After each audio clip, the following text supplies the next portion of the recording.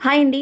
అత్త మీద కోపం దొత్త మీద చూపించినట్టు మా వారి మీద కోపం నా జుట్టు మీద చూపించుకున్నాను. మా వారు మార్నింగ్ వెళ్తూ ఏదైనా ఒక పని చేస్తే పర్ఫెక్షన్ తో చేయాలని చెప్పారు. వెంటనే నాకైతే పార్లర్కి వెళ్ళి వేలు ఖర్చు పెట్టే కన్నా ఏదైనా ఒక వీడియో చూసి హెయిర్ కటింగ్ పర్ఫెక్ట్ గా చేసుకుని మా వారికి చూపిద్దాం. తర్వాత కానీ తెలియలేదు నేను చేసేది ఎంత తప్ప అని. ఎందుకంటే మనకి అంత పర్ఫెక్ట్ గా రాదు కదా. పార్లర్ వాళ్ళంటే బాగా నేర్చుకుని హెయిర్ కటింగ్ చేస్తారు.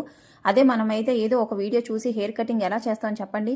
ఏదో నా పిచ్చి కాకపోతే ఏదో చేసేద్దాం అనుకున్నాను. జుట్టు లేనోలేమో జుట్టు లేదురా బాబు అని చెప్పి సొగరాలు పెట్టుకుని తిరుగుతుంటారు. జుట్టున్న దాన్నేమో హెయిర్ కటింగ్ చేయించుకుందా అని చెప్పి నేను ఆనందపడిపోతుంటాను.